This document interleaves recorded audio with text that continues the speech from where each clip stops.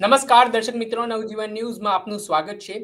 જે રીતે દિવસે ને દિવસે સોના અને ચાંદીના ભાવમાં ધરખમ વધારો જોવા મળી રહ્યો હતો, ત્યારે ગઈકાલે સાંજના સમયે અચાનક જે છે ચાંદીમાં એકાએક 50,000 રૂપિયાની આસપાસનો કડાકો જોવા મળ્યો, એટલે કે 48,000 થી 50,000.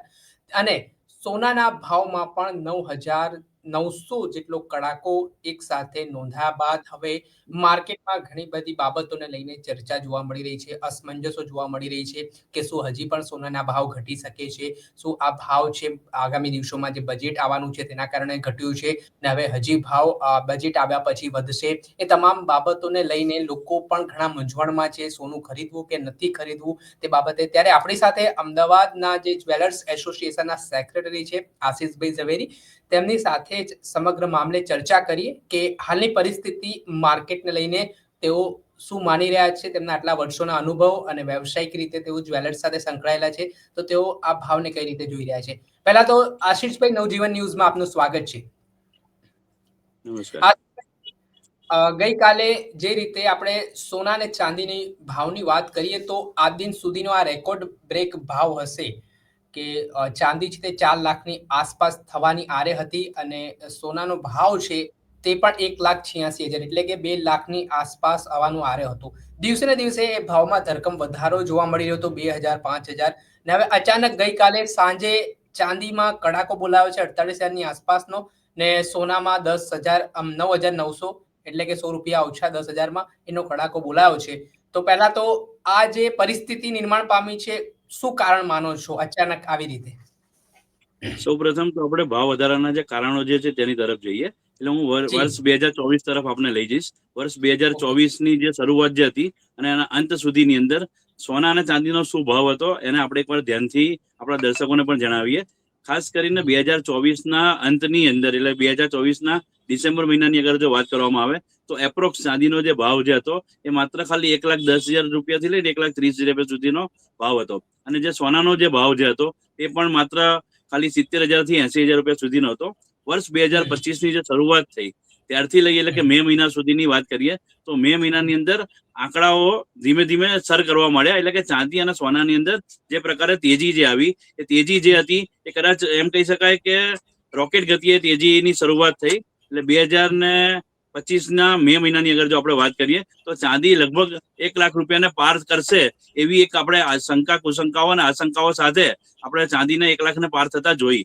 પછી શરૂઆત થતા થતા ધીમે ધીમે ડિસેમ્બર મહિનાના અંત સુધીની અંદર ચાંદી 2,00,000 રૂપિયા, 2.5 લાખ રૂપિયા સુધી પાર થતી અને સોનું જે હતું એ 1,30,000 રૂપિયા સુધી પહોંચ્યું હતું.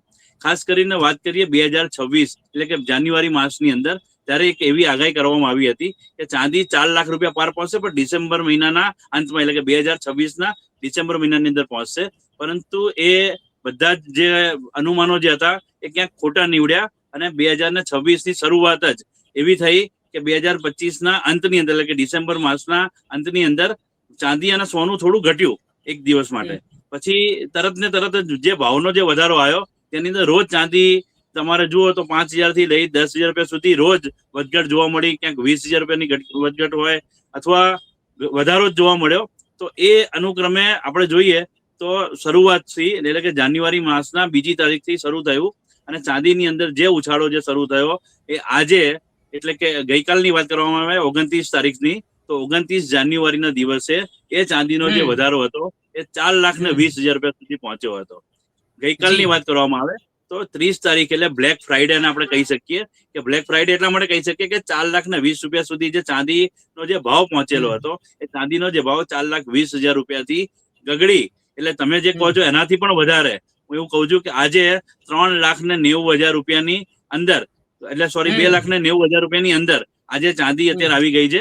એટલે કે 3,00,000 રૂપિયાની અંદર અત્યારે ચાંદી આવી ગઈ છે. આજની અગર વાત કરવામાં આવે તો ઇન્ટરનેશનલ જે માર્કેટો જે છે બંધ છે.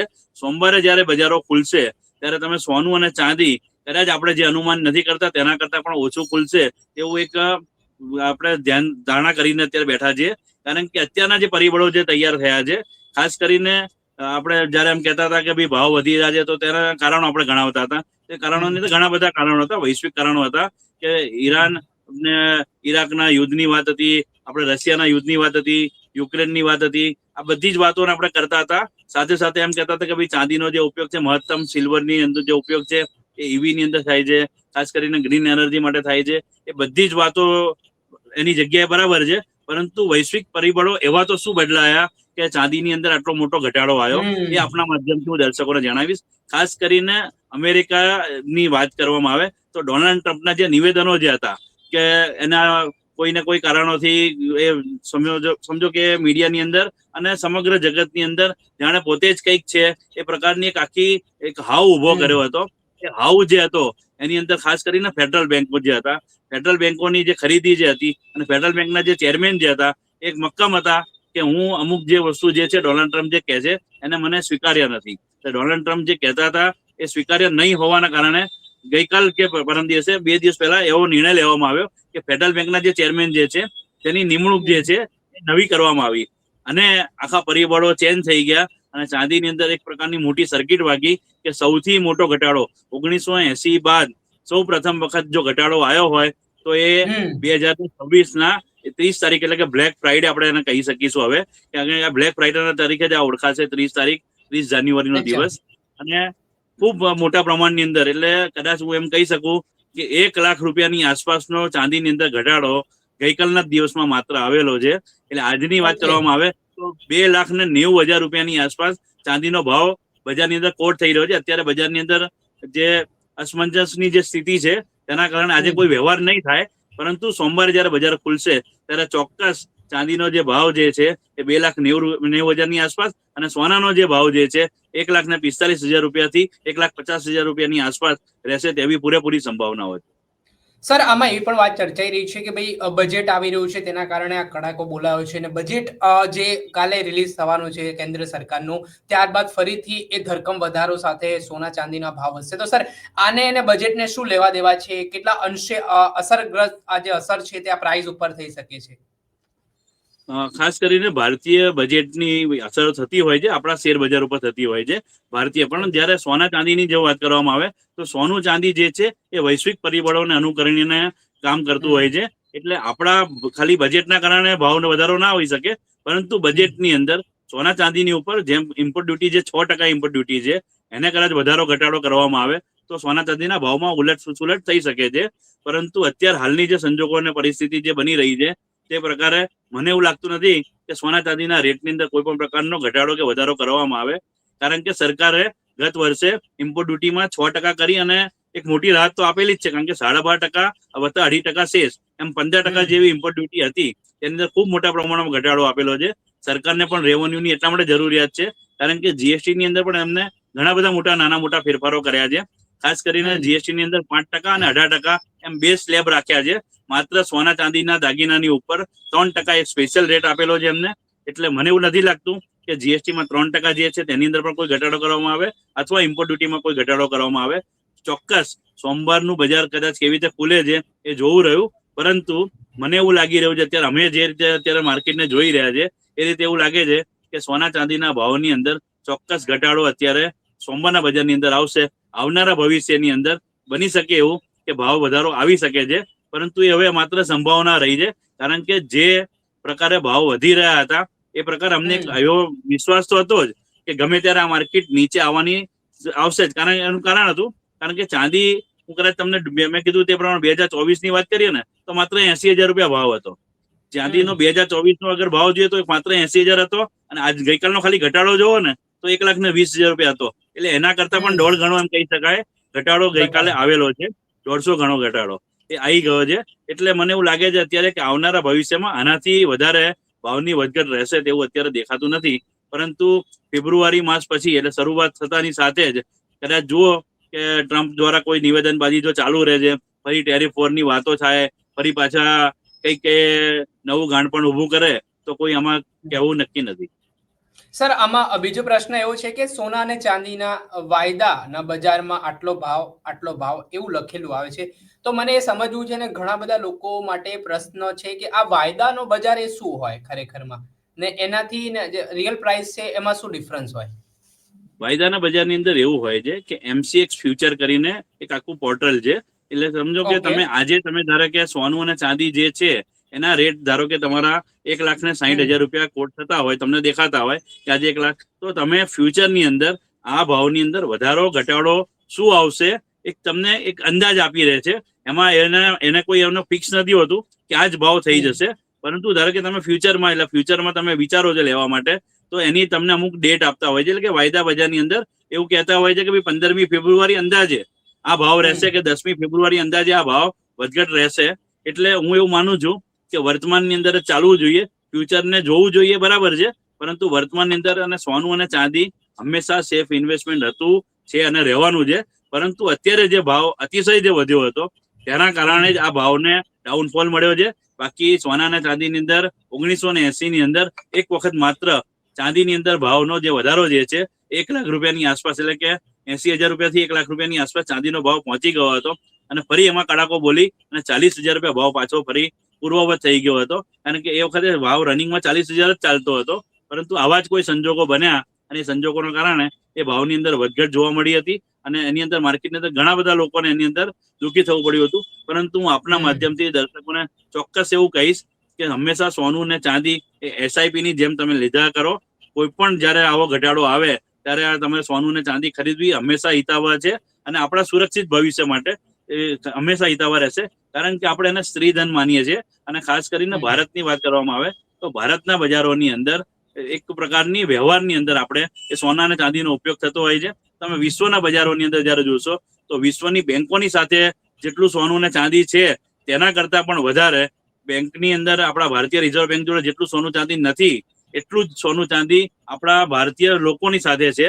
એટલે હું એમ માનું છું કે કદાચ આપણા તિરુપતિના મંદિરો જુઓ, તમે બાકીના બધા અન્ય ક્ષેત્રો જુઓ, ઘણી બધી જગ્યાએ સોનું અને ચાંદી નો સંગ્રહ છે.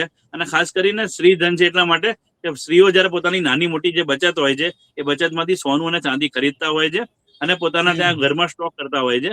આપણે કદાચ એક અંદાજ મુજબ કે આટલા બધા જયારે 140 કરોડ જયારે ભારતીયો છે એમાંથી સમજો કે 80 કરોડ ભારતીયોના ઘરમાંથી સોનું અને ચાંદી પૂરતી માત્રામાં મળી રહેશે. સર, બીજો પ્રશ્ન એવો પણ છે, હવે એક અસમંજસ ખરીદી જે કરનારા છે એમનામાં એવી ઊભી થઈ છે કે હજી પણ હવે ભાવ છે તે ઘટી શકે છે, કેમ કે ગઈકાલે જે સિનારીઓ જોયો તે એક એમને એવી આશા જન્મી છે કે ભાઈ ભવિષ્યમાં હજી ઘટાડો થશે. એટલે આજે માન લો કે મને સોનું લેવાનું થાય છે તો જે ભાવ ઐતિહાસિક સપાટીએ પહોંચ્યા હતા તો મને એક ડર હતો કે હજી 2 લાખે પહોંચશે એટલે હજી આપણે રોકાઈએ. પણ હવે જે ગઈકાલે ગગડ્યો ભાવ તો એમાં એવું લાગ્યું કે હવે હજી ઘટવાની શક્યતા દેખાઈ રહી છે. તો સર, આવા લોકોને શું કહેશો, ખરીદી કરનારાઓ જે ભવિષ્યમાં ખરીદી કરવા માંગે છે વર્તમાનમાં? ચોક્કસ આપના માધ્યમથી ખાસ જણાવું કે સોનું અને ચાંદી હંમેશા વોલેટાઇલ રહેલા છે. અને ખાસ કરીને અત્યારની જે વાત કરવામાં આવે જે 2025 મે મહિના પછીની જે વાત છે તેમાં ભાવનો જે વધારો અતિશય જે ભાવ વધારો થયો હતો તેની અંદર ક્રમશઃ અત્યારે ઘટાડો થઈ ગયો છે. અને ખાસ કરીને સોનું અને ચાંદી જે છે એ મેં પહેલા પણ કીધું તે પ્રમાણે સેફ ઇન્વેસ્ટમેન્ટ છે. પણ છતાંય આપના માધ્યમથી હું એ જ કહીશ કે પોતાની સૂઝબૂછથી, એટલે પોતે જ્યારે વિચારે અને કોઈ સમજો એક્સપર્ટ જે હોય એમના પોતાના એક્સપર્ટની સલાહ મુજબ જ કામ કરે. સોનું અને ચાંદી લેવી હંમેશા હિતાવહ છે, એમાં ક્યારેય કોઈ નુકસાન નથી થવાનું. અત્યારનો જે ભાવ વધારો જે હતો એ પ્રતિદિન 20,000 થી 25,000 રૂપિયા કે 10,000 રૂપિયાનો જોઈએ ડેલી ભાવ વધારો થતો હતો. એટલા માટે આ ભાવને ત્યાં ગગડ્યા છે. કારણ કે તમે સોનું અને ચાંદી ગમે ત્યારે પણ લેશો એ હંમેશા સેફ ઇન્વેસ્ટમેન્ટ છે અને હંમેશા એ આપણા માટે હિતાવહ છે. સર, અમારો છેલ્લો પ્રશ્ન કે આ દિવાળી માસની વાત કરીએ તો આ 4 મહિનાની અંદર જ ઐતિહાસિક આ ભાવ વધારો થયો છે, કેમ કે દિવાળીમાં ભાવ વટીને 1 લાખ ઉપર પહોંચી ગયા, 1,20,000 થયા. પછી વચ્ચે થોડા ઘટ્યા પણ ભાવ, પછી એકદમથી આ જે સ્પીડ જે રોકેટ ગતિએ ભાવની પકડી, તો હવે તો તમે શું માનો છો એઝ અ એક્સપર્ટ તરીકે, હવે કંઈક કેટલા ભાવ ઘટીને પણ કેટલા ઘટી શકે છે? માની લો એક અંદાજ મુજબ, એક અનુમાન, આગાહી મુજબ, શ્યોર નથી પણ અંદાજે. હું આની અંદર એક તમને કહેવત સાથે કહીશ, ના જાણ્યું જાનકી નાથે કાલે સવારે શું થવાનું છે, એમ કહીને એક આ મારી પંક્તિને કહી અને આગળ વાત કરીશ કે ગઈકાલે આટલો મોટો ઘટાડો આવશે એવું કદાચ કોઈ પણ એક્સપર્ટે કદાચ વિચાર્યું નતું.